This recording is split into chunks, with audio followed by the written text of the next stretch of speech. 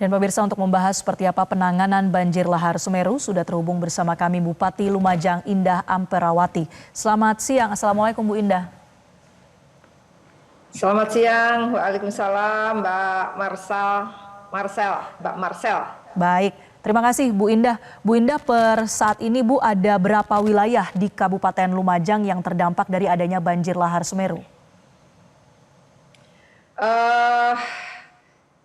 Erupsi dan banjir Semeru itu sebenarnya yang terdampak utamanya itu adalah dua kecamatan. Kecamatan terdampak langsung ya, Kecamatan Pronojiwo dan Kecamatan Candipuro. Ada berapa warga Bu yang saat ini diperkirakan harus mengungsi atau terganggu begitu aktivitasnya? Kalau saat ini sudah aman, Mbak. Jadi mulai kemarin dan terlaporkan kepada saya sampai pagi tadi aman. Lahar amak ya sekitar 18 amak lah. Jadi kecil. Tidak ada dampak. Cuman yang agak besar itu kan pada tanggal 12, 13, 14 itu. Terutama yang di tanggal 14 itu adanya awan panas guguran dengan jarak luncur 6 kilo dan itu warga memang sudah paham bagaimana cara mengamankan dirinya masing-masing. Begitu, Mbak. Baik. Dengan adanya banjir lahar ini, Bu Indah, apakah ada desa atau wilayah yang mungkin terisolir, artinya sulit untuk bisa diakses? Saat ini tidak ada.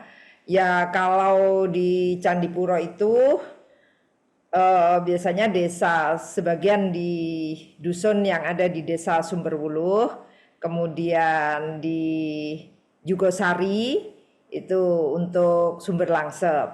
Tapi hari ini sudah tidak ada lagi yang terisolir begitu. Baik.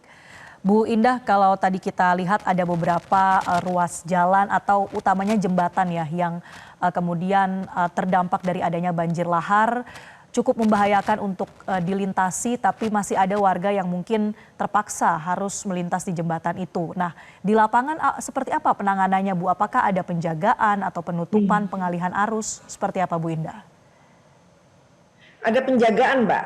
Jadi ada penjagaan untuk lokasi yang memang berbahaya untuk dilewati seperti jembatan Limpas, gitu. Tetap kita lakukan penjagaan meskipun itu laharnya tidak besar, karena bagaimanapun kalau jembatan Limpas itu tertutup oleh air dan material itu tentu juga berbahaya ya, karena di kanan kirinya itu sungai yang cukup dalam. Nah itu tetap kita waspadai dan masyarakat harus benar-benar patuh terhadap petugas. Gitu. Cuman ya kadang-kadang masyarakat ini secara diam-diam begitu ketika petugas sedang istirahat atau lengah gitu, kadang mereka juga lewat. Baik, Bu Indah, kondisinya memang sudah membaik, namun apakah mungkin masih ada masyarakat yang membutuhkan bantuan di tengah adanya kondisi erupsi ataupun juga banjir lahar? Jadi kalau sembako tetap kita terus berikan, dan insya Allah minggu depan ini kita akan memberikan bantuan dana tunggu hunian atau DTH yang tahap pertama sudah kita keluarkan melalui APBD kami, APBD Kabupaten. Kemudian yang minggu depan ini adalah bantuan dari BNPB. Jadi selama 6 bulan masing-masing kakak yang akan kita serahkan minggu depan untuk rumah-rumah penduduk yang rusak dan tidak bisa ditempati lagi, sehingga mereka mendapatkan dana tunggu hunian sebesar 600.000 per bulan untuk apa ya, untuk mereka kalau nyewa rumah di desa itu.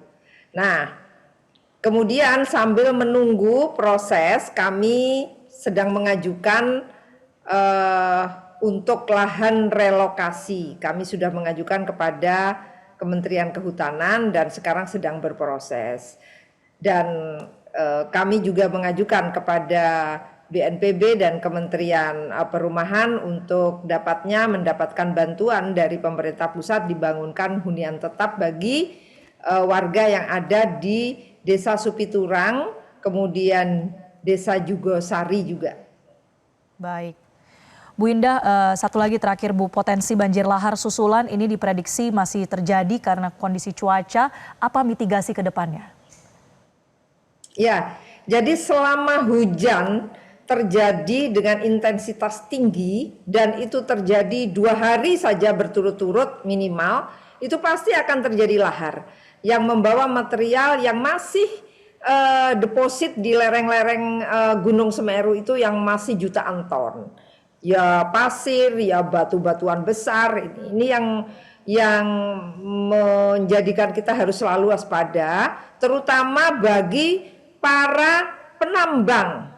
Itu yang berbahaya. Para penambang ini harus patuh. Jadi kalau misalnya sudah mendekati sore dan sudah agak gelap, mereka harus segera pergi, begitu. Atau ada tanda-tanda alam yang misalnya hujan deras, ya sudahlah jangan menambang, gitu. Jadi kami selalu menghimbau itu. Kalau penduduk warga yang ada di sekitar situ, mereka sudah paham. Jadi begitu hujan dengan intensitas tinggi, mereka sudah bersiap-siap. Makanya erupsi yang November 2025 kemarin, meskipun awan panas guguran dan laharnya cukup besar, sama sebetulnya dengan kejadian tahun 2021 yang mengakibatkan korban banyak yang meninggal. Kemarin tidak ada korban manusia karena mitigasi non struktural atau kemanusiaannya sudah bagus. Jadi tidak ada korban manusia.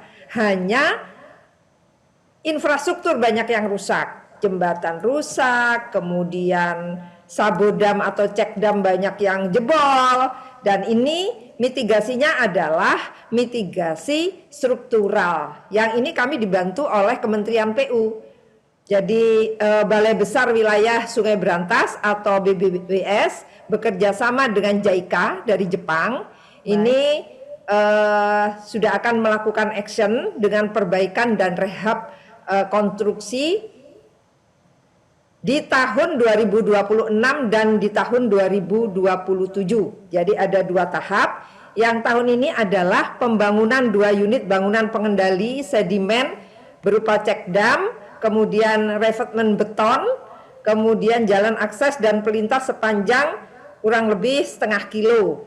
Yang ini merupakan mitigasi struktural sehingga mengendalikan dan mengarahkan lahar apabila terjadi lahar dengan kapasitas tampungan sekitar kurang lebih 1 juta meter kubik material, sehingga tidak diharapkan kalau ini sudah selesai tidak lagi mengarah kepada pemukiman. Begitu Mbak. Baik, kita harapkan seluruh upaya mitigasi tentu bisa semakin mengedukasi masyarakat juga begitu ya Bu Indah. Terima kasih Bupati Lumajang Indah Amperawati sudah bergabung bersama kami di Metro Siang. Jelajahi cara baru mendapatkan informasi. Download Metro TV Extend sekarang.